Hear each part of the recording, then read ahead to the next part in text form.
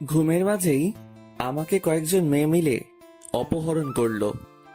আমার সাথে এত বড় সিন ক্রিয়েট হয়ে গেছে, অথচ আমি বেঘরে ঘুমাচ্ছি। যখন ঘুম ভাঙলো তখন দেখি কয়েকজন মেয়ে মিলে আমার দিকে ভয়ানক দৃষ্টিতে তাকিয়ে আছে।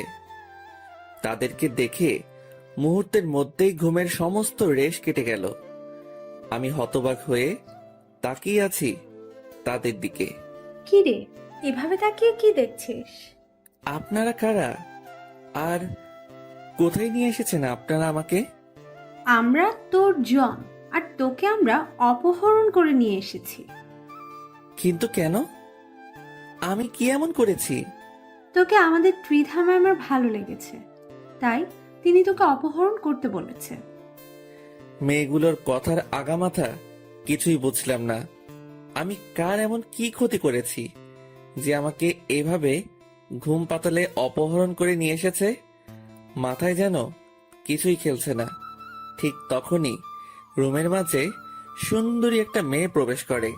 মেয়েটা রুমে প্রবেশ করতেই সবাই সোজা হয়ে দাঁড়িয়ে গেল। আই, তোরা সবাই রুম থেকে বের হ। তোদের কাজ শেষ, এবার আমার পালা। মেয়েটার কথা শুনে বুক দুপুক দুপুক করতে লাগলো। কিসের পালার কথা বলছে মেয়েটা? আর মেয়েটার এক কথায় সবাই রুম ছেড়ে বের হয়ে গেল। কোনো কিছুর হিসাবই যেন মেলাতে পারছি না আমি। ঠিক তখনই মেয়েটা বুক থেকে টান দিয়ে ওড়নাটা ফেলে দিল। এবার আরো ভয় পেয়ে গেলাম। এই এই, কি করছেন আপনি? একদম চুপ তুই। আর একটা আওয়াজও যদি গলা দিয়ে বের করেছিস তাহলে সোজা গলায় হাত দিয়ে কণ্ঠনালীতে লক বসিয়ে দিব। মেয়েটার কথা শুনে শরীরের সমস্ত রক্ত চলাচল বন্ধ হয়ে গিয়েছে মতন অবস্থা। ভিতরের প্রাণ ভোমরাটা সারা শরীরে ছুটাছুটি করছে। প্রাণ ভোমরাটা চাচ্ছে কোথাও গিয়ে লুকিয়ে পড়তে, যেখান থেকে কোনো দিনও এই মেয়ে খুঁজে বের করতে না পারে। মেয়েটা হুট করেই আমার উপরে ঝাঁপিয়ে পড়ল। আমি মেয়েটার কর্মকাণ্ড দেখে পুরাই থ হয়ে গেলাম। আই ছেলে শোন, একদম নড়াচড়া করবি না যেন। নড়াচড়া করলেই সোজা শেষ করে দিব, না হয়তো আমার কাজ শেষ হলে আমি তোকে ছেড়ে দিব। আমি চুপচাপ শুয়ে আছি, কোনো কথাই বের হচ্ছে না মুখ দিয়ে। মেয়েটা এবার বড় ধরনের ঝাটকা দিল আমাকে। সে আমার ঠোঁট জোড়ায় নিজের ঠোঁট বসিয়ে দিয়েছে।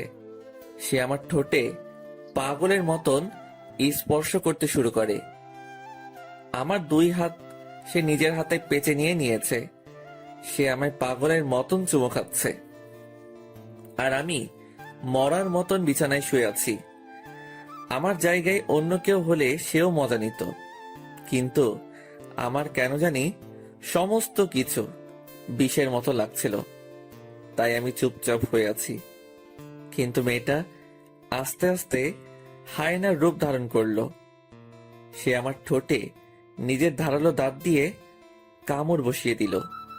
সাথে সাথে ঠোঁট কেটে ব্লাড বের হতে শুরু করেছে, কিন্তু তাও মেয়েটা তার কাজ চালিয়ে যাচ্ছে।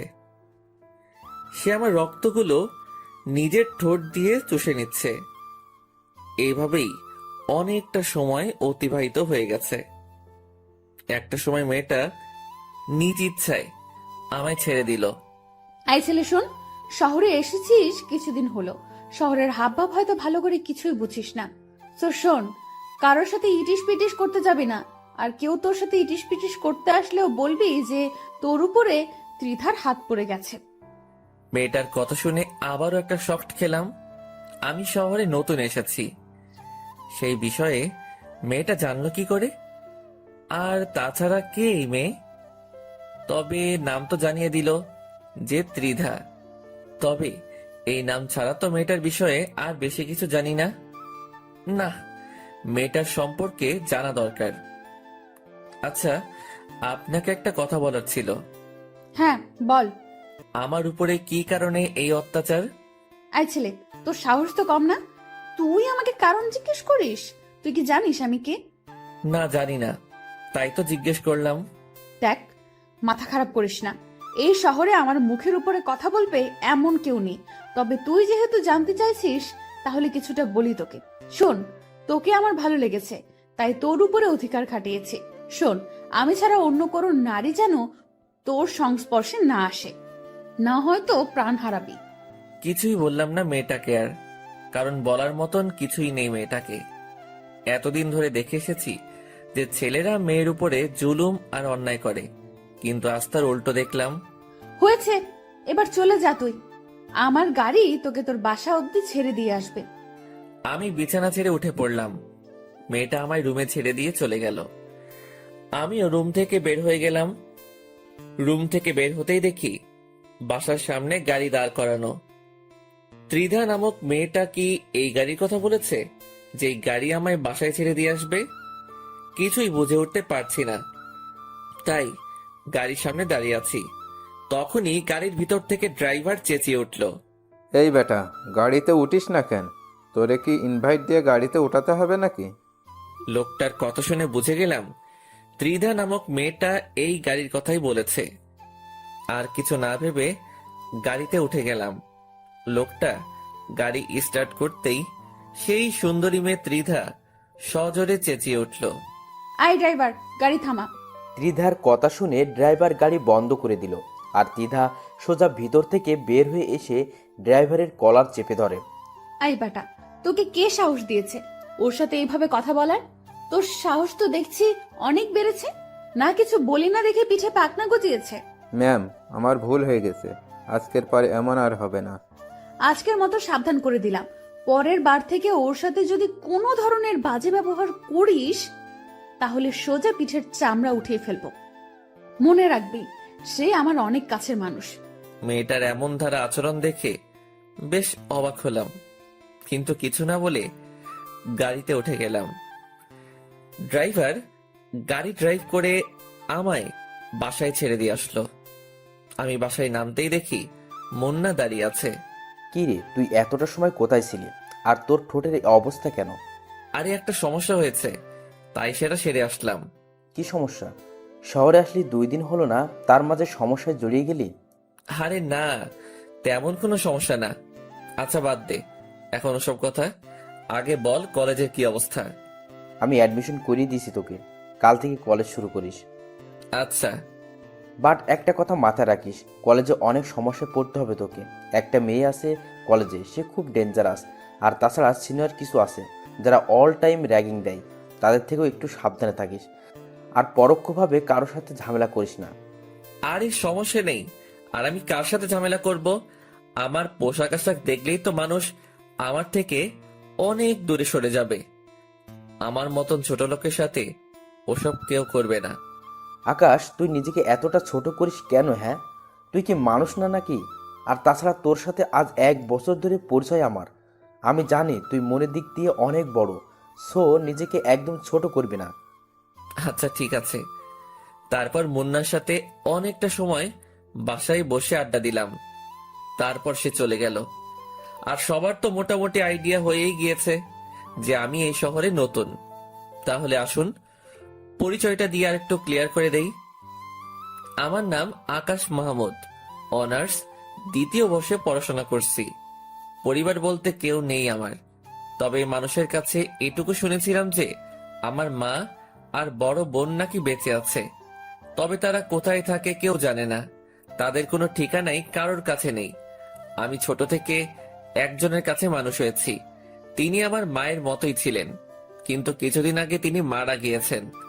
তাই সেই শহর ছেড়ে এখানে চলে এসেছি, কারণ সেই শহরটা আমার জন্য যন্ত্রণাদায়ক হয়ে উঠেছিল। আর বাকি সমস্ত কিছু গল্পের সাথে থাকলেই জানতে পারবেন। সেদিনের মতন রাতটা কাটিয়ে দিলাম। পরের দিন সকালবেলা ঘুম থেকে উঠে মুন্নার অ্যাডমিশন নিয়ে দেওয়া কলেজে চলে গেলাম। যেতে যেতে মুন্নার সাথে যোগাযোগ করে নিয়েছি। সেও আমার সাথে একত্রে কলেজে যায়, কারণ সেও আমার ক্লাসমেট। মুন্না আর আমি কলেজের গেট দিয়ে ঢুকবো, ঠিক তখনই কয়েকজন ছেলে এসে মুন্নাকে ধাক্কা দিয়ে ফেলে দেয়। এই ছেলে, তাড়াতাড়ি এখান থেকে চলে যা, কলেজে নতুন মুরগি এসেছে, তাই তাকে র্যাগিং দিব। আর তুই যাতে কোনো রিয়াক্ট না করিস, তাই আগ থেকেই পানিশমেন্ট দিয়ে দিলাম। ছেলেগুলোর কথা শুনে মুন্না সেখান থেকে চলে গেল। মুন্না যেতেই ছেলেগুলো আকাশকে ঘিরে ধরলো। কি রে ছোট লোকের বংশধর, তুই এই কলেজে চান্স পেলি কি করে রে? তোর জামা কাপড়ও তো আমাদের মতো অতটা হাই কোয়ালিটির না। আমি চুপচাপ নিচের দিকে তাকিয়ে দাঁড়িয়ে আছি। কি রে তোর কথা কানে যাচ্ছে না? হ্যাঁ, কথার জবাব দে। আকাশ কোনো কথা না বলায় ঠাস করে আকাশের গালের মধ্যে চড় বসে দেয় সেই ছেলেটা। আকাশ থাপ্পড় খেয়েও চুপ, সে গালে হাত দিয়ে দাঁড়িয়ে আছে। যাক, সম্মান দিতে জানিস তাহলে। কথা না বলায় একটা থাপ্পড় মেরেছি, কথা বললে আরও কয়েকটা খেতি।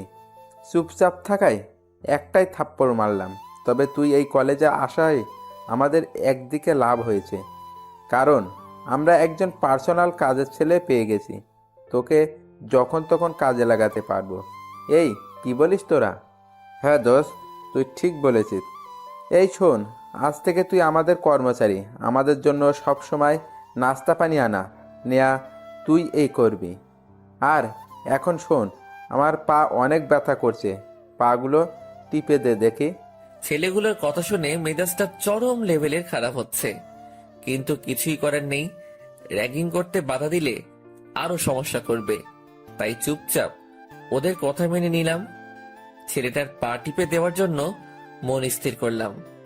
ঠিক তখনই কয়েকটা মেয়ে এসে ছেলেগুলোকে বলল, এই যে শোনেন ভাইয়ারা, আপনারা ওকে কোনো ধরনের র্যাগিং দিবেন না, কারণ সে ত্রিধার অনেক কাছের লোক। ত্রিধার কাছের লোক হলে আমরা কি করব? মুরগি হাতে পেয়েছি, তাকে র্যাগিং না দিয়ে থামবো না? আর তাছাড়াও এই ছোট লোক ত্রিধার কাছের মানুষ হয় কি করে? আমরা এইসব বানোয়াট কথা বিশ্বাস করি না। ত্রিধা এসে যদি এই কথা বলে যে সে তার কাছের লোক, তাহলে আমরা তাকে ছেড়ে দিব। আচ্ছা, আমরা ত্রিধাকে বলছি। মেয়েগুলো গিয়ে তিধাকে বলে। একটু পর তিধা ছেলেপিলেগুলোর কাছে আসে। আই, তোদের সমস্যা কি রে? কোনো সমস্যা নেই আমাদের, আমরা নতুন মুরগি পেয়েছি তাই র্যাগিং দিচ্ছি। তোদেরকে একবার বললাম যে হয়নি, যে সে আমার কাছের লোক। মানে কি ত্রিধা, এই ছোট লোক তোমার কাছের কেউ? এই কথা যেন কোনো মতেই বিশ্বাস করতে পারছি না। তোদের বিশ্বাস হচ্ছে না তো? দাঁড়া, তোদের বিশ্বাস করাচ্ছি। তিধা আকাশের কাছে এসে ওকে জড়িয়ে ধরে সবার সামনে তার ঠোঁটের মধ্যে কিস বসিয়ে দেয়। এই দৃশ্য দেখে পুরো কলেজ হাঁ করে তাকিয়ে আছে আকাশ আর তিধার দিকে। পুরো কলেজের সকলকেই তাক লাগিয়ে দিয়েছে তিধার এমন কর্মকাণ্ড। সবার চোখ জোড়া কপালে উঠে গেছে তিধার আচরণে। কিছুক্ষণ পর তিধা আকাশকে ছেড়ে দেয়। কিরে, এবার বিশ্বাস হলো তো? তিধার প্রশ্নের উত্তর দেওয়ার পরিস্থিতিতে যেন কেউ নেই, সবাই হতভম্ব হয়ে দাঁড়িয়ে আছে। কিরে, সবার মুখের বুলি কোথায় গেল? ত্রিধা, কি করে সম্ভব এমনটা? কি করে সম্ভব সেটা তো নিজের চোখেই দেখলি, তাহলে এবার ছাগলের মতো চেঁচাচ্ছিস কেন? তিধার কথা শুনে সবাই চুপচাপ হয়ে যায়, কারণ তিধার মুখের উপরে কথা বলবে এমন কারোর বুকের পাটা হয় নাই। এই ছেলে, চল তুই আমার সাথে। তিধা আকাশের হাত ধরে টানতে টানতে একটা জায়গায় নিয়ে গিয়ে বসায়। আকাশ চুপচাপ বসে আছে। শোন, কলেজে সবাই জেনে গেছে যে তোর উপরে ত্রিধা হক জমিয়েছে। আজকের পর আর কেউ সাহস করবে না তোর সাথে বেয়াদবি করার। আর তোর গাল লাল হয়ে আছে কেন? তার মানে কি সেই ছেলেগুলো তোকে র্যাগিং দিয়েছে? আমি চুপচাপ দাঁড়িয়ে আছি, কোনো কথা না বলে। জলদি কথার আনসার না পেলে চরম রাগ উঠে আমার। প্রথমবারের মতন মাফ করে দিলাম, সো এবার বল যে সেই ছেলেগুলো কি তোকে র্যাগিং করেছে? না, র্যাগিং করেনি, কারণ র্যাগিং করার আগেই আপনার মানুষ চলে আসে। তবে থাপ্পড় মেরেছে তারা আমায়। খুব লেগেছে তাই না তোর? তুই টেনশন নিস না, ওদের কি হাল করে সেটা খালি তুই দেখতে থাক। আচ্ছা শোন, চোখটা অফ কর একটু। মেয়েটার কথা শুনে বুঝতে পারছি না যে কি করতে চাইছে সে, তবে মেয়েটার কথা মতন চোখ বন্ধ করে ফেললাম। আর সে আমার গাল দুহাত দিয়ে ধরে অনেক কয়টা চুমু এঁকে দিল গালের মধ্যে। হয়েছে, এবার যন্ত্রণা কমে যাবে তোর। আর তুই এখন সোজা ক্লাসে চলে যা, আমি কিছু সময় পরেই আসছি। ত্রিধার কথা মতন ক্লাসে চলে গেলাম। মনের মধ্যে এক ধরনের তুফান বইছে। কি চায় ত্রিধা আমার কাছে? কেন সে আমার সাথে এমন অদ্ভুত আচরণ করে? হাজারটা প্রশ্ন ঘুরপাক খাচ্ছে ভিতরে, কিন্তু এর কোনো উত্তরই যেন মনে হয় আমি পাবো না। তারপর ক্লাসে চলে গেলাম। স্যার এবং ক্লাসের সকলের সাথে পরিচিত হয়ে নিলাম। সবাই আমার দিকে চোখ পাকিয়ে তাকিয়ে আছে আমার ড্রেস আপ দেখে। আমি লজ্জায় মাথা নুইয়ে রেখেছি। স্যার ক্লাস করতে শুরু করেছে। আজ কলেজের প্রথম দিন। কেমন যেন বেখাপ্পা লাগছে সবকিছু। তবে আশা করি সেটা সময়ের সাথে সাথে চলে যাবে। মুন্না আমার পাশেই বসেছে। সে কিছুক্ষণ পর পর আমার দিকে চোখ পাকিয়ে তাকাচ্ছে, হয়তো কিছু বলতে চায়, কিন্তু স্যার ক্লাস নেওয়ায় কথা বলতে পারছে না। আমি সেই দিকে ভ্রুক্ষেপ না করে ক্লাসে মন দিলাম। কিছু সময় ক্লাস করার পর হুট করে সেই মেয়েটা আমাদের ক্লাসে আসে। সেই মেয়েটা বলতে ত্রিধা আর কি। তারপর সে এসে স্যারকে বলে, স্যার, আমার কিছু কথা বলার আছে সবার উদ্দেশ্যে। হ্যাঁ ত্রিধা বলো। সবাইকে উদ্দেশ্য করে বলতেছি। এই সেকশনে একটা নতুন ছেলে এসেছে, যার নাম হলো আকাশ। সে আমার প্রিয় মানুষ। ওর সাথে ইটিস পিটিস করার চেষ্টা করবে না কেউ। আমি যদি জানতে পারি যে কেউ ওর সাথে উল্টাপাল্টা কিছু করার ট্রাই করেছে, তাহলে সোজা মেরে কোমায় পাঠিয়ে দেব। তিদার কথা শুনে একজন বলে ওঠে, যে না পোশাক আশাকর, ওকে দেখতে তো ছোট লোকের মতো মনে হয়। ওর সাথে কে ওসব করতে যাবে? মেয়েটার কথা শুনে তিদার চরম পর্যায়ে রাগ উঠে যায়। সে সোজা এসে মেয়েটার গালে ঠাস ঠাস করে কয়েকটা থাপ্পড় লাগিয়ে দেয়। আইনে, নিজেকে কি মনে করিস? হ্যাঁ, তার পোশাক আশাক তোদের মতো নামি দামি না দেখে কি সে মানুষ না? নাকি তোরা টাকার গরমে আসমানে চলাফেরা করছিস? কোনটা? তিদার ধমকে মেয়েটা চুপ হয়ে যায়। কিরে, কথা বলছিস না কেন? আমার ভুল হয়ে গেছে। এবারের মতন মাফ করে দিলাম। সবাইকে আবারও বলছি, সে যেমনই হোক না কেন, সে আমার প্রিয় বান্দা। ওর দিকে কেউ আঙুল তুললেও তার আঙুল আমি ভেঙে দিব। আর তোমরা সবাই ওর দেখাশোনা করবে, কারণ আমি এই সেকশনের স্টুডেন্ট না। তাই ওর দেখাশোনা করতে একটু সমস্যা হবে, তাই তোমাদের দায়িত্ব দিয়ে গেলাম। সবাই ওকে দেখে রাখবা। আই ছেলে শোন, ক্লাস শেষে আমি কলেজের গেটে অপেক্ষা করব। তুই বাসায় যাওয়ার আগে একবার আমার সাথে দেখা করে যাবি। তিধা সবার উপরে তার হুকুমত চালিয়ে চলে গেল। এদিকে ক্লাসের সবাই এবং স্যার সহ টাসকি খেয়ে আছে তিধার কথায়। কারোর মুখে কোনো সাউন্ড নাই, আর সাউন্ড করবেই কি করে? তিধার কথায় পুরো ক্যাম্পাস চলে। তিধার কাছে কলেজের সিনিয়ররাও র্যাগিং খায়। ক্লাসরুমটা পুরো নিস্তব্ধ হয়ে গেছে মুহূর্তের মধ্যে। স্যার ক্লাসের পরিবেশ ফিরিয়ে আনতে লেকচার দেওয়া শুরু করে। সবাই স্যারের লেকচার শোনায় মন দেয়। দেখতে দেখতে অনেক কয়টা স্যার এসে এসে ক্লাস শেষ করিয়ে গেল। ছুটির ঘন্টা বাজিয়ে দিয়েছে। সবাই টেবিল থেকে নিজের ব্যাগ উঠিয়ে কাঁধে নিয়ে নিল। তারপর যে যার মতন চলে যেতে শুরু করলো। আচ্ছা আকাশ, একটা কথা বলতো, দ্বিধা তোকে নিয়ে কি শুরু করেছে? আর কিসের প্রিয় মানুষ দাবি করেছে তোকে? সে তো আমি নিজেও জানি না কোথাকার প্রিয় মানুষ, কোনখানের প্রিয় মানুষ। তুই যদি নাই জানিস, তাহলে ক্লাসরুমে এসে এভাবে সবাইকে শাসিয়ে গেল কেন? আরে মুন্না, সত্যি আমি কিছু জানি না। আচ্ছা, না জানলে আর কি করার, চল এবার বাড়ি চলে যাই। মুন্না, তোর কি মনে নেই যে সে আমায় ক্লাস শেষ করে দেখা করতে বলেছে? ও হ্যাঁ, যা গিয়ে দেখা করে আয়।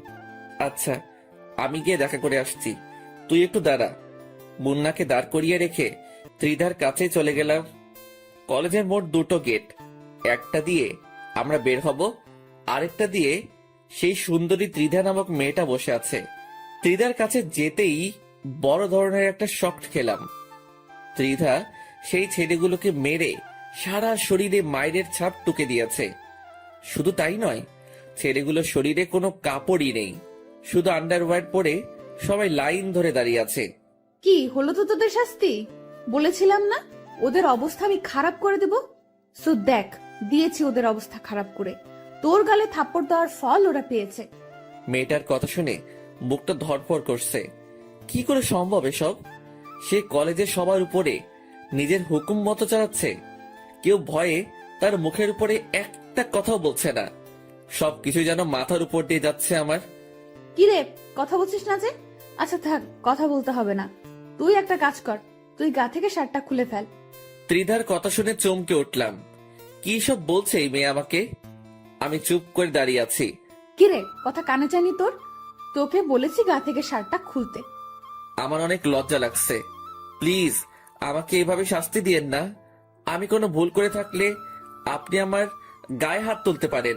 আকাশের কথা শুনে তিধা এবার সেই রকমের রেগে যায়। সে আকাশের কলার ধরে এক টান দিয়ে তার শার্ট ছিঁড়ে ফেলে। কথা বেশি বলিস যে, এটা তার ফল। ভালোই ভালোই আমার কথা শুনলে এমনটা করতে হতো না আমাকে। সো এবার দেখি, আমার কাছে আয়। আমি ঠাই সেখানে দাঁড়িয়ে আছি, লজ্জায় মাথা কাটা যাচ্ছে মতন অবস্থা। আশেপাশে যারা ছিল সবাই আমার দিকে চোখ পাকিয়ে তাকিয়ে আছে। তুই কি আমার কাছে আসবি নাকি আবার অন্য পন্থা অবলম্বন করতে হবে আমাকে? ত্রিধার এমন কথা শুনে তাড়াতাড়ি ওর কাছে চলে গেলাম। না হয় এবার কি করে বসবে কে জানে। তার কাছে যেতেই সে আমার কোমরে তার 2 হাত দিয়ে পেঁচিয়ে ধরলো। তারপর বুকের মাঝখান বরাবর পাগলের মতন চুমু খেতে শুরু করলো। যাদেরকে ত্রিধা শাস্তি দিয়েছে তারা চোখ পাকিয়ে তাকিয়ে আছে আমাদের দিকে। তখনই ত্রিধা বলে ওঠে, আই, তোরা এদিকে তাকিয়ে তাকিয়ে কি দেখছিস? হ্যাঁ, জীবনে কি আর কোনোদিন রোম্যান্স দেখিসনি মনে হয়? তাড়াতাড়ি সব কয়টা চোখ নামা, না হয় সব কয়টা চোখ তুলে নিব একদম। ত্রিধার ঝাটকি খেয়ে ছেলেগুলো নজর ফিরিয়ে দেয়। আর ত্রিধা আমার বুকে চুমু খাওয়া বাদ দিয়ে নিয়ে ব্যাগ খুলে একটা নতুন শার্ট বের করে। এই শোন, এটা তোর জন্য কিনে এনেছি একটু আগে। কাল থেকে এটা পরেই কলেজে আসবি। আর একটা প্যান্টও এনেছি, কাল থেকে ওসব পরে ক্লাস করবি। পুরনো জামা কাপড় আর পরবি না। এনে প্যান্ট, আর শার্টটা তোকে আমি পরিয়ে দিচ্ছি। তারপর ত্রিধা আমায় নিজের হাত দিয়ে শার্টটা পরিয়ে দেয়। আমার ভিতরে যেন প্রবল বেগে তুফান বইছে। মেয়েটা কেন এসব করছে? সে আমার কাছ থেকে কি চায়? এই ছেলে, এত কি ভাবছিস? হ্যাঁ, ত্রিধার কথায় হুঁশ ফিরে আসে। না না, কিছু না। কিছু না হলেই ভালো। এবার দেখি, আমার পাশে এসে বস। চুপচাপ তার পাশে গিয়ে বসলাম। তার পাশে বসতেই সে রোমান্টিক ভাবে আমার কাঁধে মাথা রেখে হেলান দিয়ে বসে। মেয়েটার আচরণ দেখে আমি যেন কোনো এক শূন্য মহাশয়ে ভাসছি, যেখানে কোনো কিছুর অস্তিত্ব নেই, যেখানে আছে শুধু এই মেয়ের আশ্চর্যজনক ভালোবাসা। আচ্ছা শোন না, ওদেরকে কি মাফ করে দিব? আমি তো জানি না, ওদের বিষয়ে আপনি না ভালো বলতে পারবেন।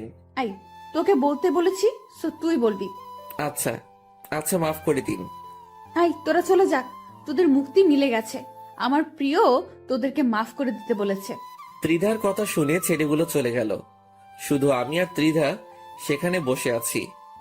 ঠিক তখনই হুট করে পেছন থেকে কেউ একজন এসে আমাকে ধাক্কা মারে। আমি সেভাবে প্রস্তুত না থাকায় ধাক্কার প্রেসারে মাটির উপরে গিয়ে ছিটকে পড়লাম। আমার সাথে সাথে ত্রিধাও পড়ে গেল। মাটি থেকে উঠে ঘাড় ঘুরে পিছনে তাকাতেই অবাক হয়ে গেলাম, কারণ যে আমায় ধাক্কা দিয়েছে সে আর কেউ না, সে হলো মুন্না। কিন্তু সে হঠাৎ আমায় এভাবে ধাক্কা দিয়ে ফেলে দিল কেন? এটার রহস্যই যেন খুঁজে পেলাম না। মুন্না, কি করলি এটা তুই? Akash, sorry sorry, I extremely sorry. বিশ্বাস কর, আমি ভেবেছিলাম যে তুই আমায় না জানিয়ে অন্য কারোর সাথে ইটিস পিটিস করছিস, কিন্তু আমি জানতাম না যে এটা আমাদের কলেজের সেই লিডার মেয়ে। আর তাছাড়া আমি মস্কারি করে ধাক্কা দিয়েছি, আমি ভাবতেও পারিনি যে তোরা এভাবে পড়ে যাবি। মুন্না, এভাবে কেউ মস্কারি করে? হ্যাঁ, কারোর যদি কোনো ক্ষতি হয়ে যেত তখন কি করতি? সত্যি আমি বুঝতে পারিনি রে। আচ্ছা থাক, হয়েছে। আমি ত্রিধার দিকে হাত বাড়িয়ে দিলাম তাকে মাটি থেকে ওঠানোর জন্য, কিন্তু সে আমার সাপোর্ট না নিয়ে মাটি থেকে উঠে দাঁড়িয়ে গেল আর মুন্নার দিকে অগ্নি দৃষ্টিতে তাকিয়ে আছে। আমার বুঝতে বাকি রইল না যে ত্রিধা এখন মুন্নাকে কাঁচা গিয়ে খেয়ে ফেলবে। ত্রিধা হুট করে দৌড়ে গিয়ে পাশে পড়ে থাকা একটা কাঠের টুকরো নিয়ে আসলো। তারপর সে তেড়ে ফুড়ে মুন্নার দিকে এগিয়ে যায়। এই জানোয়ারের বাচ্চা, তুই কোন সাহসে এসে ধাক্কা দিয়েছিস আমাদেরকে?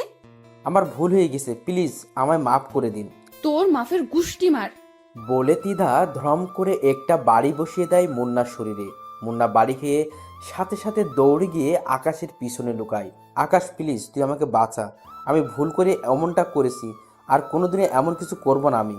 এই যে প্লিজ, আপনি ওকে মাফ করে দিন। সে বুঝতে পারে নাই, না বুঝে এমনটা করেছে। এই ছেলে, চুপ একদম। ওকে আজকে আমি জন্মের শিক্ষা দিয়ে ছাড়বো, আর তুই সরে যা ওর সামনে থেকে, না হয় কিন্তু তোকেও মেরে হাড়গোড় ভেঙে ফেলবো। প্লিজ আপনি শান্ত হন। এই, তোর শান্তর গুষ্টি মারি। রাখ তোর শান্ত তোর কাছে। তিধা আজকে পুরোপুরি খেপে গিয়েছে। সে দৌড়ে গিয়ে মুন্নাকে আবার মারতে শুরু করে। আকাশ যে তাকে বাধা দিচ্ছে সেটাতেও সে মানছে না। সে মুন্নাকে মারতে মারতে মাটিতে ফেলে দেয়। তিধার এমন রাগ দেখে আকাশের বুঝতে বাকি নেই যে আজ খারাপ কিছু ঘটবে। না, মেয়েটাকে থামানো দরকার, কিন্তু কি করে থামাবো তাকে? মাথায় যেন কিছুই কাজ করছে না, মাথায় পুরো জটলা পেকে গেছে। তৎক্ষণাৎ আর কিছু না পেয়ে ত্রিধাকে পেছন থেকে গিয়ে ঝাপটে জড়িয়ে ধরলাম। 2 হাত দিয়ে তাকে পেঁচিয়ে নিয়ে শক্ত করে জড়িয়ে ধরেছি। মেয়েটার সারা শরীর আগুনের মতন হিট হয়ে আছে। এ ছেলে, তুই আমাকে ছেড়ে দে। ওকে না খেলালে আজকে শান্তি আমার লাগবে না। না, আমি আপনাকে ছাড়বো না। প্লিজ, আপনি আগে শান্ত হন। মেয়েটাকে নিজের শরীরের সমস্ত শক্তি দিয়ে জড়িয়ে ধরেছি, কিন্তু সে আমার থেকে ছাড়া পাওয়ার আপ্রাণ চেষ্টা করছে। কিন্তু আমি তো তাকে ছাড়বো না। তবে সেও নাছোড়বান্দা, সেও তার কাজ চালিয়ে যাচ্ছে। শেষমেশ আর কিছু না পেয়ে ত্রিধার ঠোঁট জোড়ায় নিজের ঠোঁট বসিয়ে দিলাম। এবার সে শান্ত হয়ে গেল। অন্যদিকে মুন্নাকে হাত দিয়ে ইশারা করে চলে যেতে বলতেছি। সে আমার ইশারা মতন সেখান থেকে চলে যায়। এদিকে ত্রিধা পুরো পাগল হয়ে গিয়েছে। তার মাথা থেকে মায়ের ভূত তো নেমেছে, কিন্তু আরেকটা ভূত চেপে ধরেছে তাকে। তাকে আমি অনেকক্ষণ যাবৎ ছাড়ার চেষ্টা করছি, কিন্তু সে আমার ঠোঁট জোড়া নিজের আয়ত্তে নিয়ে রেখেছে। তার থেকে কোনোভাবেই নিজেকে ছাড়াতে পারছি না। সে আমার ঠোঁটের অবস্থা 12টা বাজিয়ে দিয়েছে। সে হুট করেই আমার ঠোঁটের মধ্যে নিজের দাঁত বসিয়ে দিয়ে পরে ছেড়ে দেয়। তার ধারালো দাঁত আমার ঠোঁট পুরো ক্ষত করে দিয়েছে। সেই ক্ষতটা থেকে চুইয়ে চুইয়ে রক্ত পড়তে শুরু করে। আমি অবাক চোখে ত্রিধার দিকে তাকিয়ে আছি। এই ছেলে, এইভাবে তাকিয়ে থেকে কোনো লাভ নেই। সবে মাত্র তোর ঠোঁটে স্পর্শ করেছি, এখনো তোর সারা শরীর বাকি আছে। ধীরে ধীরে তোর সারা শরীরে স্পর্শ করব আমি। তোর সারা শরীর আমার, শুধু তোর শরীর না, পুরো তুইটাই আমার। আচ্ছা শোন, এখন বাসায় চলে যা তুই। আমার একটা কাজ আছে, আমি সেটা সেরে বাসায় যাব। আমি সেখান থেকে সোজা বাসায় চলে আসলাম। মনে মনে খালি একটা কথাই বাড়ি খাচ্ছে, এই মেয়েটা কি কোনো ভ্যাম্পায়ার নাকি? না, হয়তো এমনটা কেন করে সে? না দেখি এর শেষ কোথায় হয়। তারপর বাসায় এসে ফ্রেশ হয়ে নিলাম। তারপর খাবারটা শেষ করে বিছানায় গা এলিয়ে দিয়ে ফেসবুকিং করছি। হঠাৎ এই নিউজ ফিডের একটা পোস্ট সামনে এলো। অনেক কয়টা ছেলেকে নাকি একইভাবে মেরে গাছের সাথে লটকে রেখেছে রংবাজ নামক কোনো একটা গ্যাংয়ের ছেলে পেলে। এই নিউজ দেখে বুকের ভিতরে ছ্যাত করে উঠল। এই রংবাজ গ্যাং আবার কোথা থেকে উৎপত্তি হলো? এদের কি খেয়ে দিয়ে কোনো কাজ নাই নাকি? তোর মূর্খ সব কয়টা। এসব বিষয়ে আমি নাক না ঘামালেও চলবে। তারপর কিছুটা সময় ফেসবুকিং করে ঘুমিয়ে গেলাম। বিকাল বেলায় ঘুম থেকে উঠতেই মুন্না ফোন দিল। আকাশ, ধন্যবাদ রে আমাকে ওই মেয়ের হাত থেকে বাঁচানোর জন্য। তুই না থাকলে সেই মেয়ে আজ আমাকে মেরেই ফেলতো। আরে বাদ দে ওসব কথা। বন্ধু বন্ধু বিপদে না আসলে কিসের কি? হ্যাঁ সেটাই। আচ্ছা শোন, কোথায় আছিস তুই? কোথায় থাকবো আবার, বাসাতেই আছি। আচ্ছা আমি আসছি, তুই বাসায় এই থাক। আচ্ছা। তারপর ফোন রেখে দিয়ে উঠে হাত মুখ ধুয়ে নিলাম। তারপর বসে বসে মুন্নার অপেক্ষা করছি। একটু পর এই দরজায় কড়া নাড়ালো কেউ। উঠে গিয়ে দরজা খুলে দিলাম। দরজা খুলতেই দেখি ত্রিধা দরজার সামনে দাঁড়িয়ে আছে। ত্রিধাকে দেখে বিশাল রকমের একটা শক খেলাম। এই, আপনি এখানে কেন? সেই কৈফিয়ত কি তোকে দিতে হবে নাকি? না, তা না, আসলে হঠাৎ করে আসলেন তো তাই। আমার যখন ইচ্ছা হবে তখনই তোর কাছে আসবো। সো এবার ভেতরে ঢুক, আর টিভি থাকলে চালু কর। একটু পর টিভিতে একটা রোমান্টিক মুভি দিবে, দুজনে বসে বসে মুভি দেখবো। আর আমি পপকর্নও নিয়ে এসেছি, সেই মজা হবে আজকে। ত্রিধার কথা মতন ভাঙাচোরা টিভিটা চালু করে দিলাম। তারপর দুজনে বসে বসে টিভি দেখছি। ত্রিধা আমায় জড়িয়ে ধরে বুকের উপরে মাথা দিয়ে রেখেছে। ঠিক তখনই মুন্না ঘরের মধ্যে প্রবেশ করে। ত্রিধা আসায় সেই যে দরজা খুলেছি আর লাগাইনি। মুন্না আসার সময় হাতে করে নাস্তা নিয়ে এসেছিল। সে ত্রিধাকে দেখে নাস্তাগুলো সেইভাবেই ঘরের মধ্যে ফেলে রেখে এক দৌড়ে ঘর ছেড়ে পালিয়ে যায়। আই বেয়াদব ছেলে, ওই ছেলে তোর বাসায় কেন এসেছে? সে আমার বন্ধু হয়, তাই এসেছে। তো এইভাবে দৌড়ে পালালো কেন? আপনাকে দেখে। যা, ওকে গিয়ে ধরে নিয়ে আয়। ওকে ধরে এনে আমার সামনে হাজির কর। ত্রিধার কথা মতন বাসা থেকে বের হয়ে মুন্নাকে ফোন দিলাম। এই মুন্না, কই তুই? তোকে ত্রিধা বাসায় আসতে বলেছে, তাড়াতাড়ি বাসায় আয়। আকাশ, আমায় কি মেরে ফেলার প্ল্যান করছিস নাকি তোরা? আরে কি সব বলছিস? হ্যাঁ, তোকে আমরা মেরে ফেলতে যাব কেন পাগল? ত্রিধা তোকে ওর সামনে নিয়ে যেতে বলেছে। সো তুই বাসায় আয়, আর তোর কিছুই হবে না। আমি আছি, তুই আমার উপরে ভরসা রাখতে পারিস। আচ্ছা আসছি। কিছুক্ষণ পর মুন্না বাসায় আসে। তাকে নিয়ে ত্রিধার কাছে গেলাম। এই যে শোন, তোর বেয়াদবির শাস্তি তোকে ভালোভাবে দিতে পারিনি, সো এখন তুই আমাদের জন্য কফি বানা কিচেনে গিয়ে। আমি আর আকাশ বসে বসে মুভি দেখব। আমি তো কফি বানাতে পারি না। পারিস কি পারিস না সেটা তোর ব্যাপার। তোকে বলেছি কফি বানিয়ে আনতে, সো কফি বানিয়ে আন, না হয়তো তোর রক্ত কফির মগে নিয়ে পান করব।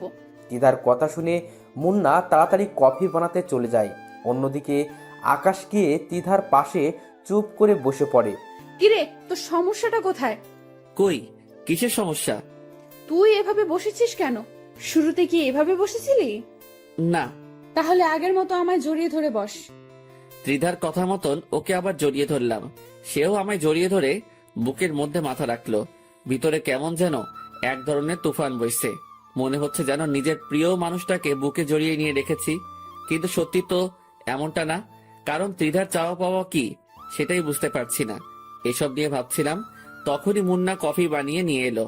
ত্রিধা মুন্নার হাত থেকে কফি নিয়ে এক চুমুক দিতেই তার চেহারার রং পরিবর্তন হয়ে যায়। সে কফির মগ আর কফি সহ ফিক্কা দিয়ে ফেলে দেয়। তোদের দিয়ে আসলেই কোনো কাজ হবে না, তুই আসলেই একটা গাধা। তোর মতন গাধা দুনিয়ার জন্য একটা বোঝা।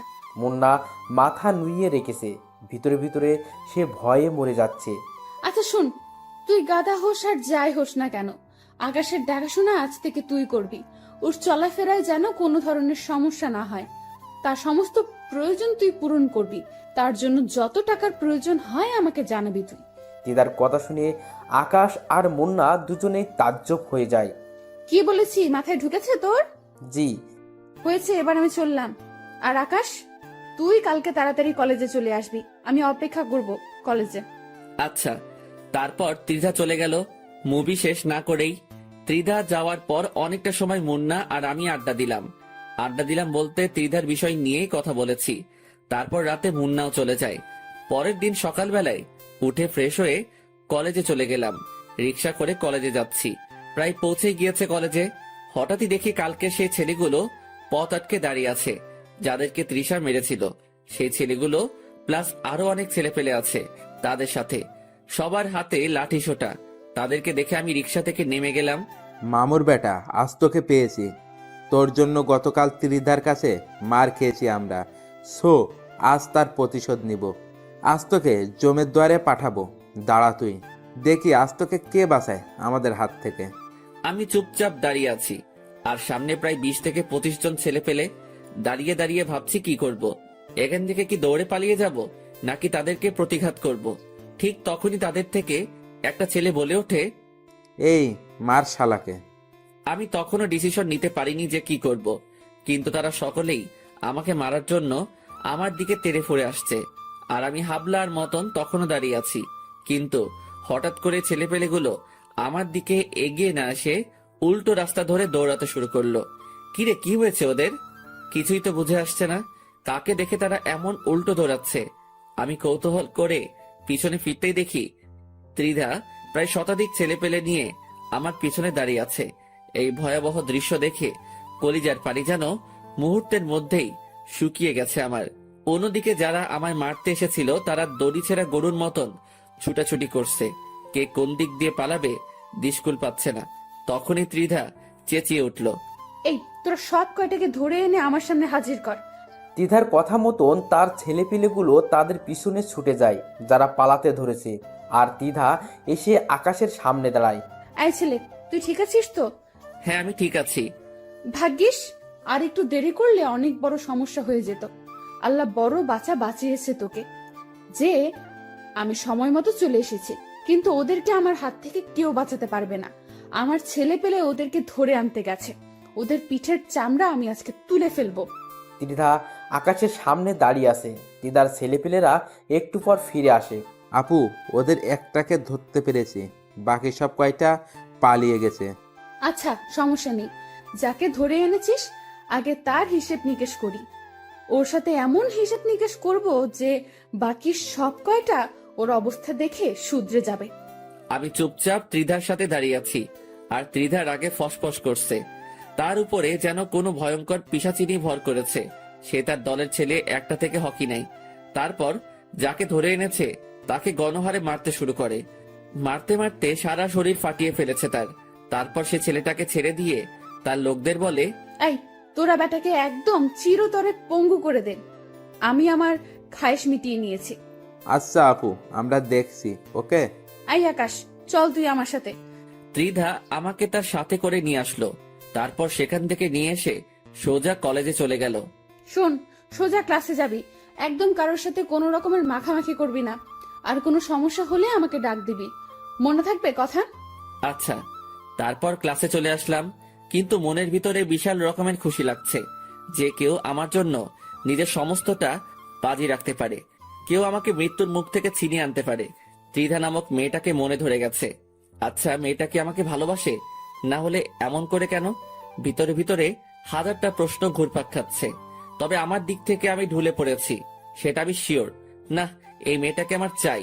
ওর মতন মেয়ে কারো লাইফে থাকলে মৃত্যুও সেই ব্যক্তির কাছে আসতে ভয় পাবে। মনে মনে কিছু একটা ভেবে নিলাম। তারপর ক্লাসে মন দিলাম। স্যার লেকচার দিচ্ছে, কিন্তু আমার মন অন্যদিকে। দেখতে দেখতে ক্লাস শেষ হয়ে গেল। আজ মন না ক্লাসে আসেনি। আমি চুপচাপ ক্লাস শেষ করে বের হয়ে গেলাম। ক্লাস থেকে বের হতেই দেখি ত্রিধা অনেক কয়েকজন মেয়ের সাথে গেটের সামনে বসে আছে। সে আমাকে দেখতে পেয়েই ডাক দিল। আয় আকাশ, এদিকে আয়। আমি সোজা চলে গেলাম তার কাছে, গিয়ে তার পাশে চুপচাপ বসে পড়লাম। সে আমায় ব্যাগ থেকে পানির বোতল বের করে দিল। নে এটা খা, অনেক সময় তো ক্লাস করে এসেছিস। আমি ভদ্র ছেলের মতন পানির বোতলটা হাতে নিয়ে গটগট করে সবটা খেয়ে ফেললাম। ত্রিধার সাথে মেয়েগুলো আমার দিকে তাকিয়ে আছে। আয় ছেলে, তুই এতগুলো পানি খেলি কোন কারণে? নাস্তাগুলো খাবি কি করে এখন? আমি চুপচাপ মেয়েটার দিকে তাকিয়ে আছি। এইভাবে তাকিয়ে লাভ নেই। পানি খেয়েছিস তো খেয়েছিস, নাস্তা শেষ করার আগে যদি উঠেছিস তাহলে সোজা খবর করে দেব। নে খা, হা কর এবার। আমি তাজ্জব হয়ে গেলাম মেয়েটার কথায়। হা করে তাকিয়ে আছি মেয়েটার দিকে। সত্যি, মেয়েটাকে যত দেখছি ততই অবাক হচ্ছি। কি রে, কথা কানে যায়নি তোর? কি বলেছি আমি? আমি তাড়াতাড়ি হা করলাম। সে ব্যাগ থেকে নাস্তা বের করে নিজের হাতে খাওয়াতে শুরু করলো। এদিকে আমার ভিতরে ভালোবাসার জোয়ার বয়ে চলেছে। ইস, মেয়েটা কি রকম কেয়ার করে আমার। সে নিজের হাতেই সবটুকু খাবার আমাকে খাইয়েছে। আমাকে খাওয়া দাওয়া শেষ করিয়ে নিজের ওড়না দিয়ে মুখ মুছে দেয়। সেটা দেখে তার সাথের একজন মেয়ে বলে ওঠে, ত্রিধা, তুই কি পাগল হয়ে গেছিস? সে কখন থেকে দেখছি তুই এই ছোট লোকটার খাতির যত্ন করছিস। তোদের মাঝে কি কিছু চলছে নাকি? আমাকে বলতো। সাদিয়া, মুখ সামলে কথা বল। ওকে নিয়ে একটা বাজে কথাও না। আর তার সাথে আমার কিছু চলছে কি চলছে না তা দিয়ে তোদের কাজ কি? বাপরে, তুই তো দেখি অনেক পরিবর্তন হয়ে গেছিস ত্রিধা। এই ছেলে কি এমন জাদু করেছে তোকে? তুই আমাদের সাথে এভাবে কথা বলছিস? সাদিয়া, আবারও বলছি, মুখ সামলে। আর তোরা এখন যা এখান থেকে, ওর সাথে আমার কিছু কাজ আছে। ওকে, ঠিক আছে, চলে যাচ্ছি। কিন্তু মনে রাখিস, এই ছেলে তোর মান ইজ্জত ডুবাবে। সেটা সে সময় দেখা যাবে, এখন তোরা যা তো। আমি ত্রিধার ব্যবহার দেখে হা করে তাকিয়ে আছি তার দিকে। যেই মেয়ের এত পাওয়ার, সেই মেয়ে আমার মতন একটা ছেঁচড়ার পিছনে ঘুরছে। শুধু তাই নয়, সেই মেয়ে আমার জন্য তার ফ্রেন্ডেরও পিছু দিতে দুবার ভাবিনি। তার মানে কি মেয়েটা সত্যি আমাকে ভালোবাসে, না এটার পিছনে কোনো ধরনের চক্র চলছে? কে জানে। না, এটা যাচাই বাছাই আমাকে করতেই হবে। আই ছেলে, কোথায় হারিয়ে গেলি তুই? না, কোথায় হারাবো? দেখি, আর একটু কাছে এসে বস, আমি একটু নেশা করব। মেয়েটার কথার আগামাথা কিছু বুঝলাম না, তবে আমি তার সামনে গিয়ে বসেছি। সে হুট করেই ঠোঁট জোড়ায় স্পর্শ করে বসে। মেয়েটার এমন ধারা কাজ দেখে বুঝতে বাকি রইল না যে সে এটাকেই নেশা বলেছে। মেয়েটা চুমু খেয়ে চলেছে, কিন্তু আজ আমিও চুপ নেই। আমিও আজ তার সাথে সাড়া দিচ্ছি। এতদিন সে আমায় প্রেসার দিয়ে আমার ঠোঁটেই স্পর্শ করেছে, কিন্তু আমি কোনো সাড়া দেইনি। কিন্তু আজ কেন জানি তার উল্টো করলাম। আজ তার মোহে পড়ে গেছি। পাগলের মতন চুমু খাচ্ছি দুজন দুজনকে, কিন্তু হুট করে সে আমাকে ধাক্কা দিয়ে সরিয়ে দিল। আই ছেলে, বাসায় চলে যা তুই। না, আমি যাব না। যাবি না মানে? আমি আপনাকে জড়িয়ে ধরবো। কি পাগল হয়ে গেছিস মনে হয়? না, আমার মতন মাথায় সিট তোরও নড়ে গেছে। সে যাই হবে হোক, আমি জড়িয়ে ধরবো। কথা যেটা বলেছিস সেটাই। সোজা এখন বাসায় চলে যাবি তুই। আচ্ছা আচ্ছা, ঠিক আছে, যাচ্ছি আমি। তারপর চলে আসতে ধরলাম সেখান থেকে, কিন্তু মেয়েটা আমায় পিছন থেকে ডাক দিল। আয় আকাশ, শোন। দৌড়ে চলে গেলাম তার কাছে। নে জড়িয়ে ধর একটু, তারপর সোজা বাসায় চলে যাবি। ত্রিধার কথা শুনে খুশিতে নাগিন ড্যান্স দিতে ইচ্ছে করছে। তাড়াতাড়ি ত্রিধাকে জড়িয়ে ধরলাম। কিছুক্ষণ জড়িয়ে ধরে সেখান থেকে চলে আসলাম। ত্রিধার কথা মতন সোজা বাসায় এসেছি। বাসায় এসে সেভাবে শুয়ে পড়লাম। শরীর অনেক ক্লান্ত লাগছে আজকে, আর তাছাড়া খেয়ে তো এসেছি, সেভাবেই ঘুমিয়ে পড়লাম। এক ঘুমে মাগরিবের সময় উঠেছি। ঘুম থেকে উঠে হালকা পাতলা ফ্রেশ হয়ে নিলাম, তারপর পড়তে বসলাম। কিন্তু পড়ায় মন বসছে না। ভিতরে খালি একটাই জিনিস সেট হয়ে আছে, সেটা হলো ত্রিধা। ওকে ঘিরেই মনের সব বাসনা এখন আমার। না, যেমনটা ভেবেছি তেমনটাই করব। হালকা পাতলা প্ল্যান মোতাবেক কাজ করলাম। দেখি কপালে কি আছে। তারপর পড়া বই খাতা উঠিয়ে রেখে সেখানে ঘুমিয়ে পড়লাম। পরের দিন সকালবেলায় ঘুম থেকে উঠে কলেজে চলে গেলাম। গিয়ে দেখি মুন্না গেটের সামনে দাঁড়িয়ে আছে, কিন্তু ত্রিধাকে কোথাও দেখলাম না। হয়তো এখনো আসেনি। মুন্নাকে বললাম, মুন্না, তোর সাথে তো ত্রিধা মোটামুটি ফ্রি হয়েছে, তুই এই কাগজটা ত্রিধাকে দিবি, সে আসলে। আমি ক্লাসে চলে গেলাম, কারণ আমার লজ্জা করছে কাগজটা দিতে। না হয় আমি দিতাম। কি আছে এতে আকাশ? হারে, তেমন কিছু না, তুই খালি এটা ওর হাতে দিলেই হবে। দেখিস উল্টোপাল্টা কিছু হলে কিন্তু পরে আমাকে কেলাবে। আরে না, কিছুই হবে না, সে একটু পরেই আসবে। তুই এটা দিয়ে সোজা ক্লাসে চলে আসবি, আমি ক্লাসে আছি। মুন্নার হাতে কাগজটা দিয়ে ক্লাসে চলে গেলাম। অনেকটা সময় ধরে ক্লাসের ভিতরে অপেক্ষা করছি, কিন্তু মুন্না আসছে না। ঠিক তখনই অনেক কয়টা ছেলে ক্লাসের ভিতরে ঢুকে পড়ে। তারপর তারা আমার কাছে এসে আমার কলার ধরে টানতে টানতে ক্লাসরুমের বাহিরে নিয়ে যায়। আমি কিছুই বুঝে উঠতে পারছি না যে কি হচ্ছে। তারা আমাকে ক্লাসরুম থেকে বের করে কলেজ মাঠে নিয়ে গিয়ে ইচ্ছে মতন মারতে শুরু করে। এই, তোমরা আমাকে মারছো কেন? তোমরা কি জানো যে ত্রিধা যদি একবার এই খবর পায় তাহলে তোমাদের কি অবস্থা হবে? আকাশের কথা শুনে ছেলেপিলেগুলো হাসতে শুরু করে। হাসালি ভাই তুই? ত্রিধা আপু তোকে মারতে পাঠিয়েছে, বলেছে তোকে মেরে তোর হাত পা ভেঙে ফেলতে। কি, ত্রিধা আমায় মারতে তোমাদের পাঠিয়েছে? হ্যাঁ, তিনি তোকে মারতে পাঠিয়েছে। আকাশ ছেলেপিলেগুলোর কথা শুনে চমকে ওঠে। ঠিক সেই সময় দিদা সেখানে আসে। কি রে কুকুরের বাচ্চা, তোর সাথে একটু ভালো ব্যবহার করেছি বলে তুই ধরে নিয়েছিস যে আমি তোকে ভালোবাসি? হ্যাঁ, আপনি তো আমাকে ভালোই বাসেন, না হয়তো আমার কেয়ার করতেন না। আকাশের কথা শুনে দিদা আরও ক্ষেপে যায়। সে পা থেকে জুতো খুলে আকাশের গালে ইচ্ছে মতন অনেক কয়টা বাড়ি বসিয়ে দেয়। ছ্যাচরার বাচ্চা, সেসব কোনো ভালোবাসা ছিল না। সেসব আমি একজনের সাথে বাজি ধরে করেছি। বাজি বলতে একটা গেম খেলছিলাম, সেখানে আমি ডেয়ার নেওয়ায় আমার ফ্রেন্ড আমাকে বলে যে তুই চোখ অফ কর, তারপর চোখ খোলার পর ফার্স্ট যাকেই চোখের সামনে দেখতে পাবি তাকেই পটিয়ে দেখাতে হবে। তার থেকে প্রেমের প্রপোজাল নিতে হবে। সেদিন চোখ খোলার পর তুই সামনে চলে এসেছিস, তাই তোর থেকে প্রপোজাল পাওয়ার জন্য এসব করতে হয়েছে আমাকে।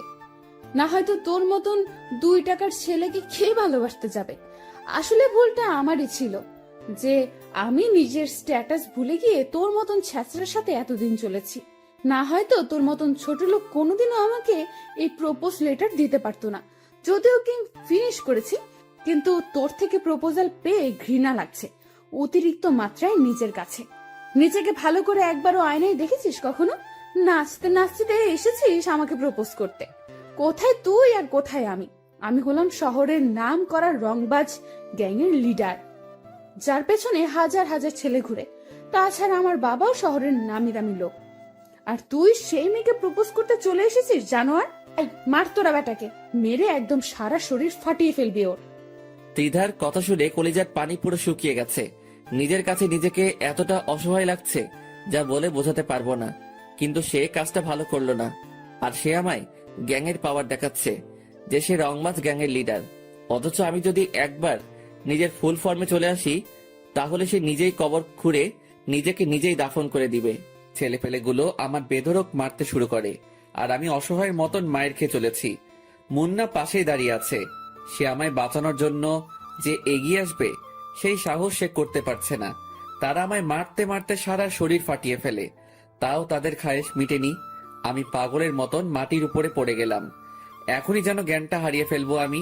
ঠিক তখনই একটা ছেলে আমার তলপেট বরাবর সজোরে এক লাথি মারে। লাথিকে মাগো বলে চিৎকার করে উঠলাম। এত ভয়ঙ্কর রকমের যন্ত্রণা হচ্ছিল যে টিকতে না পেরে বমি করে দিলাম। তারা আমার এই ভয়াবহ অবস্থা দেখে মুক্ত করে দিল আমাকে। এই থাক আর মারিস না ছোট লোকটাকে, না হয়তো পরে সোজা উপরেই চলে যাবে, তারপর আরেক বিপদ বাঁধবে তখন। ত্রিধার কথা মতন ছেলেপিলগুলো মার বন্ধ করে দেয়। তারপর তারা চলে যায়। তারা চলে যেতেই মুন্না দৌড়ে আসে আকাশের কাছে। এই আকাশ, ঠিক আছিস তো তুই? দেখি, উঠে দাঁড়া। মুন্না আকাশের হাত ধরে তাকে মাটি থেকে উঠায়। এই আকাশ, তোর অবস্থা তো বেশি একটা ভালো না, চল তোকে নিয়ে হসপিটালে যাই। তার কোনো প্রয়োজন নেই, তুই ক্লাসে চলে যা, আর আমি বাসায় চলে যাচ্ছি। এই আকাশ, তুই কি পাগল হয়ে গেলি? হ্যাঁ, তোর শরীরের অবস্থা একবারও দেখছিস তুই? মুন্না, আমি তোকে বলেছি তুই ক্লাসে চলে যা। না, আমি ক্লাসে যাব না। আমি এখান থেকে তোকে নিয়ে সোজা হসপিটালে যাব। এই মুন্না, তোকে আমি বলেছি হসপিটালে যেতে, তুই তারপরেও আমার মুখের উপরে কথা বলছিস কোন সাহসে? খুব জোর চেঁচিয়ে বলে। মুন্না আকাশের ভয়ঙ্কর চেহারা দেখে ভয় পেয়ে যায়। আচ্ছা আচ্ছা, আমি ক্লাসে যাচ্ছি, কিন্তু প্লিজ তুই সোজা গাড়ি নিয়ে বাসায় চলে যা। হ্যাঁ, আমি বাসায় চলে যাব, তুই এখন ক্লাসে যা। আচ্ছা, চললাম। মুন্না ক্লাসে চলে গেল, আর আমি সেখান থেকে চলে আসলাম। মাথা যেন চরকির মতন ঘুরপাক খাচ্ছে। সচ্ছলভাবে হাঁটার শক্তিটাও হারিয়ে ফেলেছি, কিন্তু তাও আমি নিজের জোরে কলেজ থেকে বেরিয়ে গেলাম। কারণ এত পরিমাণ লজ্জা লাগছে নিজের কাছে, যা বলে বোঝাতে পারবো না। তারা যখন আমায় মেরেছে তখন পুরো কলেজ আমার দিকে চোখ পাকিয়ে তাকিয়েছিল।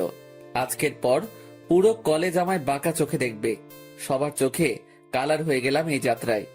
রাস্তা দিয়ে হাঁটছি আর এসব কথা ভাবছি, কিন্তু হঠাৎ এই মাথাটা বিশাল রকমের চক্কর দিয়ে উঠল। আমার সমস্ত দুনিয়াদারি ঘুরতে শুরু করলো।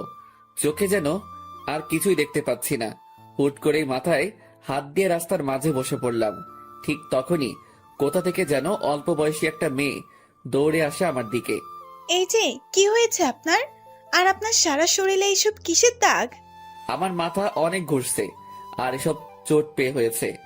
দেখি চলুন আপনি আমার সাথে, পাশেই আমার বাসা, সেখানে কিছুটা সময় রেস্ট নিয়ে বাসায় চলে যাবেন না হয়। ইস, কতখানি লেগেছে আপনার।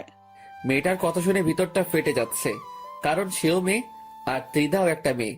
এই মেয়ে আর ত্রিধার ভিতরে আকাশ পাতাল ব্যবধান। কেউ মেরে মানুষের ভিতরটাকে জখম করে দিচ্ছে, আর কেউ সে মানুষটাকে বাঁচানোর জন্য হাই হতাশ করছে। মেয়েটা আমায় ধরে ধরে তার বাসায় নিয়ে গেল, তারপর আমায় রুমের মাঝে নিয়ে গিয়ে সোফায় বসিয়ে দিল। পরে সে ভিতরে গেল। এদিকে আমার যন্ত্রণা আরো বেড়ে গেছে, আর টিকে থাকতে পারলাম না। সেইভাবেই জ্ঞান হারিয়ে ফেললাম। 3 দিন পর জ্ঞান ফিরে এসেছে। জ্ঞান ফিরে আসতেই দেখি আমি বিছানার উপরে শুয়ে আছি, আর পাশে সেই মেয়েটা আরেকজন মহিলা বসে আছেন। সম্ভবত মেয়েটার মা উনি। এখন কেমন লাগছে বাবা তোমার? জি ভালো। আজ 3 দিন পর তোমার জ্ঞান ফিরেছে। এই 3 দিনে কতটা টেনশন হচ্ছিল জানো? কি 3 দিন পর আমার জ্ঞান ফিরেছে মানে? হ্যাঁ বাবা, আমার মেয়ে তোমার বাসায় নিয়ে আনার পর এই তুমি জ্ঞান হারিয়ে ফেলেছো, আর আজ এই তোমার জ্ঞান ফিরেছে। মহিলাটার কথা শুনে চোখ কপালে উঠে গেল। আজ 3 দিন আমি অচেতন। কি থেকে কি হচ্ছে এসব? আচ্ছা বাবা, তোমার এমন অবস্থা কি করে হলো? আসলে কি বলবো, লজ্জার কথা, তবুও বলছি। আমি একজনকে ভালোবাসতাম, কিন্তু সে আমার সাথে গেম খেলেছে। তার এই গেম সম্পর্কে আমার ধারণা ছিল না। যখন আমি তাকে নিজের ভালোবাসার ইজহার করি, তখন সে লোক দিয়ে আমায় বেধড়ক পিটুনি দিয়েছে। মানুষের মনুষ্যত্ব বলতে কি কোনো কিছুই নেই নাকি? আসলে দুনিয়াটা আজ খারাপ মানুষদের দখলে। এই যে আমার মেয়েটাকে দেখেছো? তার বাবাকেও আমি ভালোবেসে বিয়ে করেছিলাম, কিন্তু সে আমার পুরো দমে মেরে দিয়েছে। পরিশেষে না পেরে তাকে ছেড়ে দিয়ে চলে এসেছি।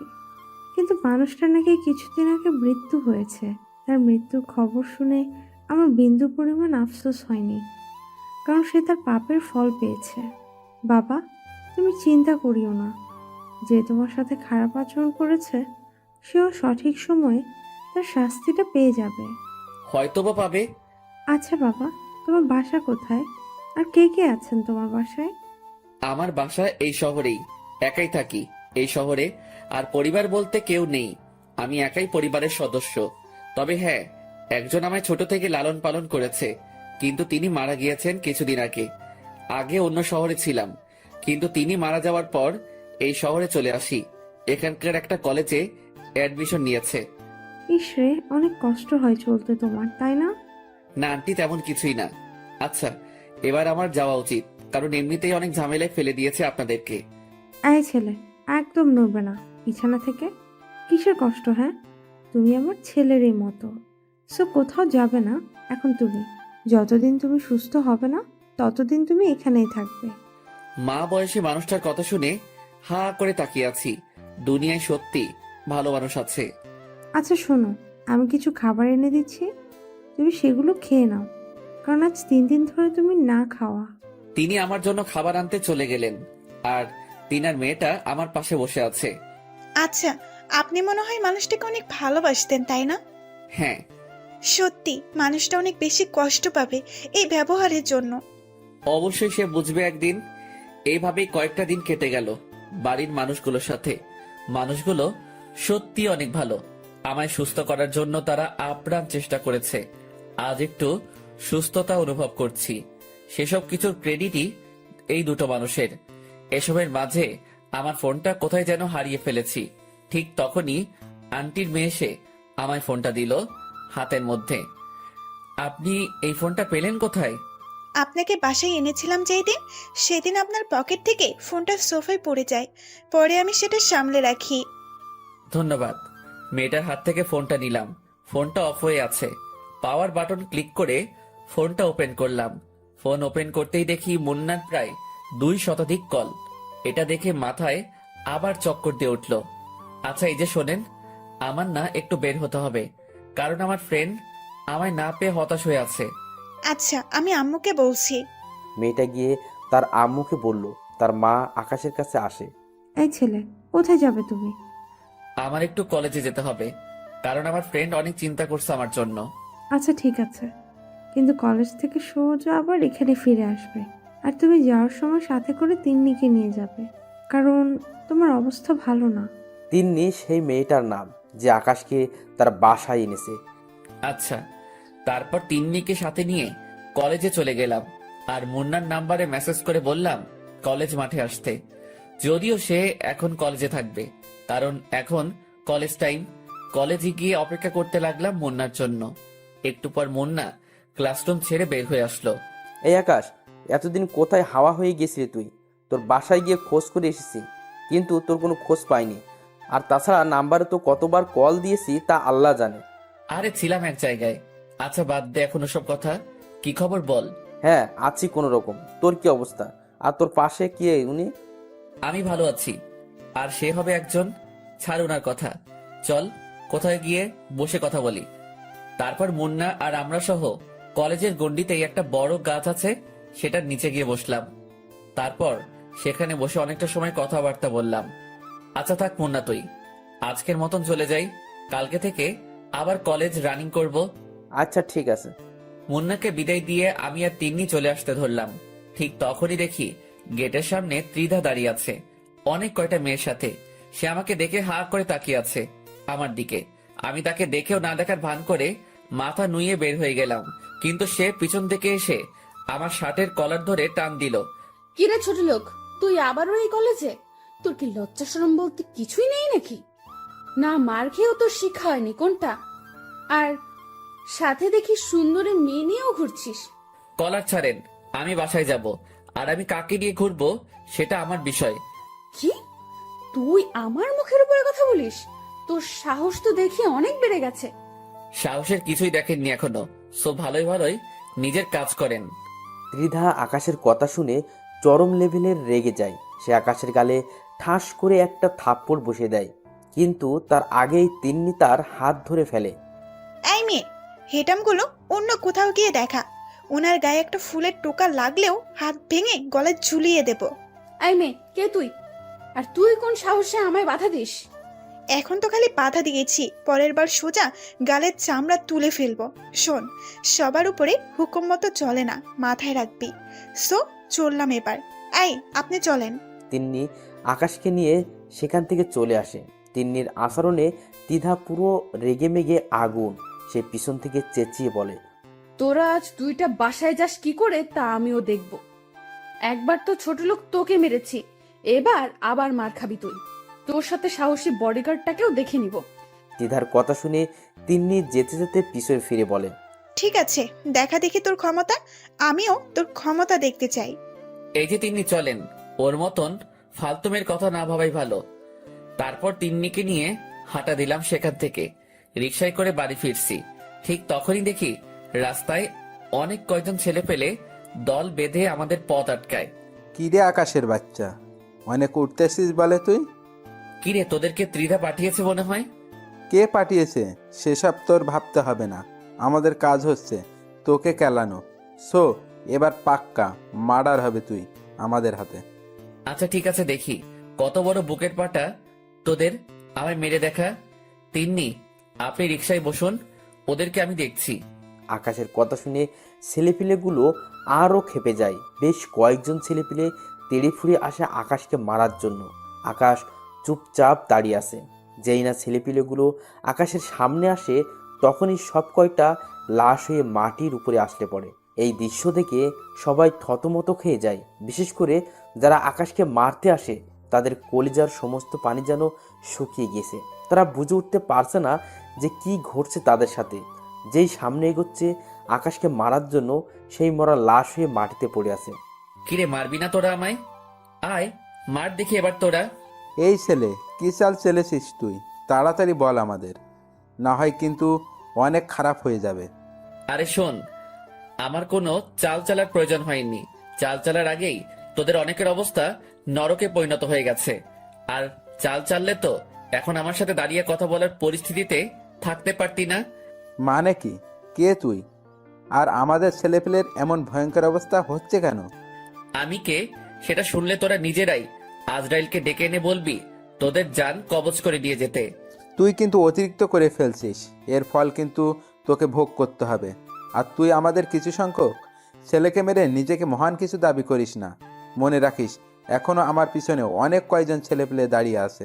আরে পাগলা, তুই আমাকে ছেলে পেলের পাওয়ার দেখাচ্ছিস না? চুপ করে আছি দেখে পেয়ে বসেছিস কোনটা?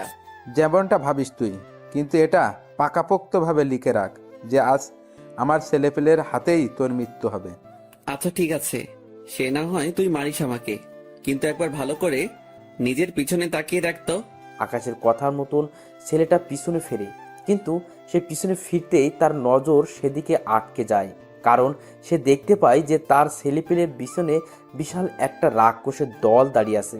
সব কয়টার হাতে মেশিন, যেই মেশিন তারা বাপের জন্মেও চোখে দেখেনি। কিরে, কিছু দেখতে পেলি? আকাশের কথা শুনে ছেলেটা জায়গায় দাঁড়িয়ে থরথর করে কাঁপতে শুরু করে। ভাই, কে তুই? আর দানবের মতো ছেলেপেলেগুলো কে? আগেই তো বললাম যে আমি কে সেটা জানলে নিজেই ইনভাইট দিবি আজরাইলকে। আর দানবের মতন ছেলেপেলেগুলোর কথা বলছিস তো, ওরা তোদের রক্ত চুষতে এসেছে।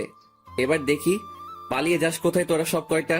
আকাশের কথা শুনে ছেলেফেলেগুলোর কাঁপুনি ছুটে যায়।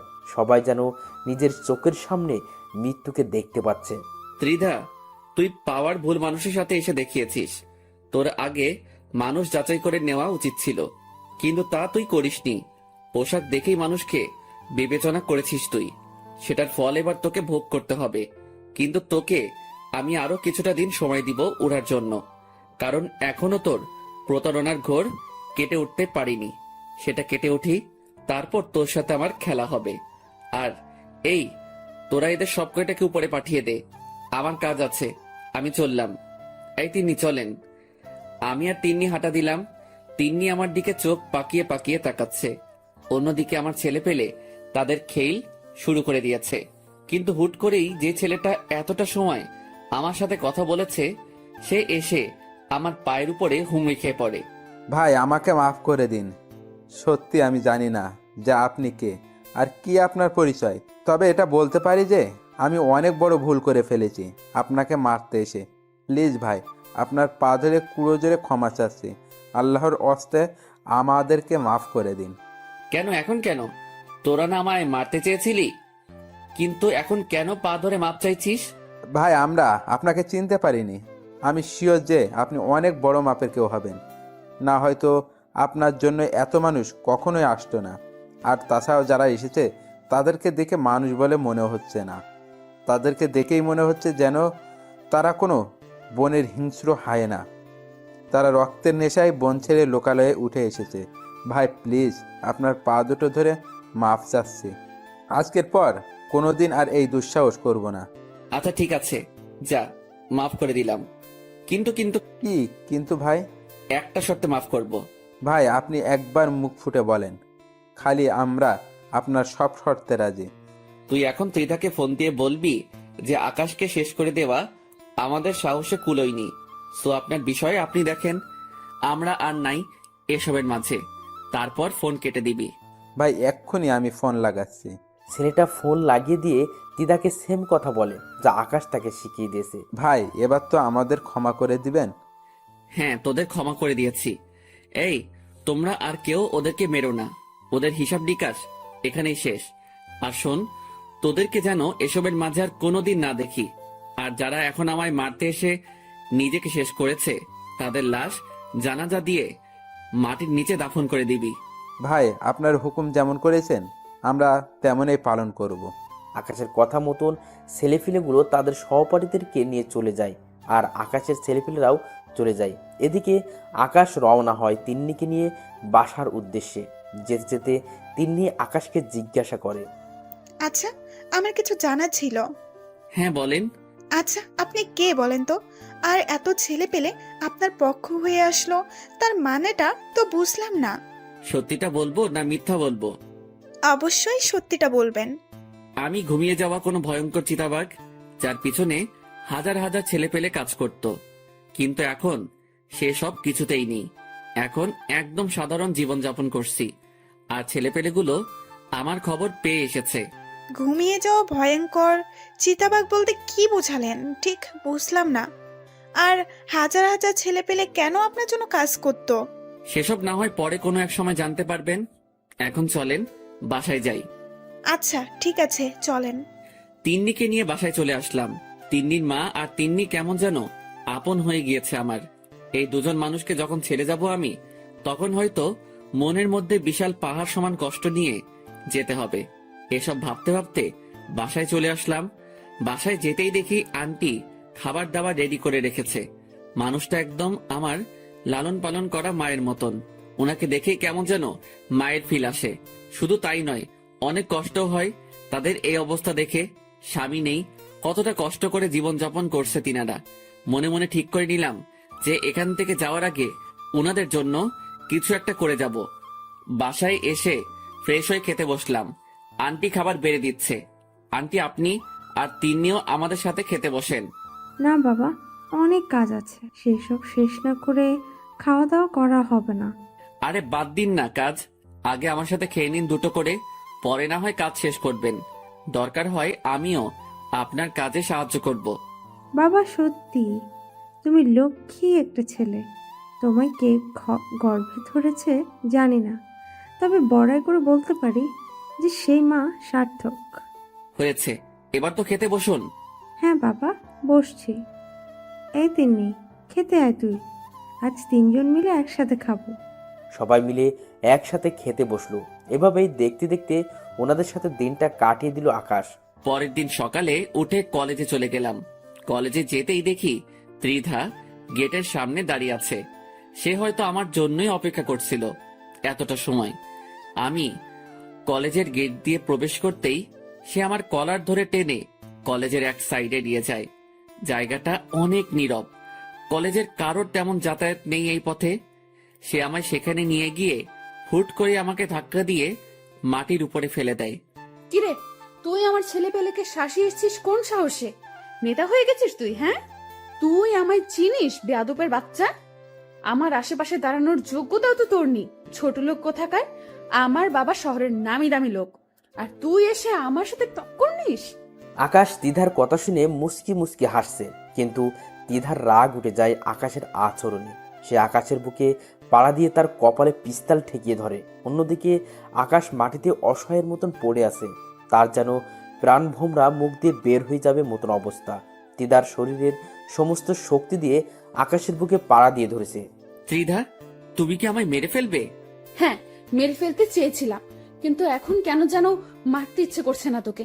তবে কারণটা হয়তো তুই ভালো করে জানিস, যে তোর ঠোঁটজোড়া দেখলে আমি আর নিজেকে সামলে রাখতে পারি না। তো এখন কি করবে তুমি? মারলে একদম চিরতরে মেরে ফেলো তুমি আমায়। প্লিজ আমায় বাঁচিয়ে রেখে যন্ত্রণাগুলো আরো লাঘব করে দিও না। এই ছেলে, আমি কি করব সেটা তুই আমার উপরে ছেড়ে দে। তবে এখন তোর উপরে অত্যাচার করব আমি, আর তুই আমাকে তুমি করে বলছিস কোন সাহসে? আকাশ তিধার কথা শুনে চুপ হয়ে যায়, আর তিধা পিস্তল কোমরে গুজে আকাশের উপরে ঝাঁপিয়ে পড়ে। সে আকাশের ঠোঁট জোড়ায় নিজের ঠোঁট বসিয়ে দিয়েছে। মুহূর্তের মধ্যেই যেন তিধার হায়নার রূপ ধারণ করে নিয়েছে। সে আকাশের ঠোঁট কামড়ে ক্ষত বিক্ষত করে দিয়েছে।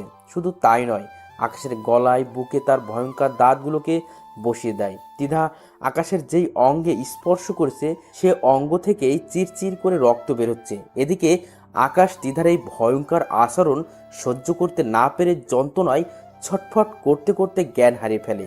তিধা আকাশের এমন অবস্থা দেখে তাড়াতাড়ি তাকে ছেড়ে দেয়। তারপর ব্যাগ থেকে পানি বোতল বের করে আকাশের উপরে ছিটিয়ে দেয়। অনেকক্ষণ পর আকাশের জ্ঞান ফিরে আসে। সে আবার আকাশের উপর ঝাঁপিয়ে পড়ে। আজ তোর ধৈর্যের বাহিরে গিয়ে তোর উপরে অত্যাচার করব। কিন্তু আকাশ এবার আর চুপ করে থাকে না। সে শরীরের সমস্ত শক্তি দিয়ে তিধাকে ধাক্কা মারে। তারপর মাঠ থেকে উঠে দাঁড়িয়ে যায়, আর তিধা ধাক্কার টাল সামলাতে না পেরে মাটির ওপরে গিয়ে আছড়ে পড়ে। এই শরীর খেকর বংশধর, তুই নিজেকে কি মনে করিস? হ্যাঁ, বলেই ঠাস ঠাস করে কয়েকটা থাপ্পড় বসিয়ে দিলাম।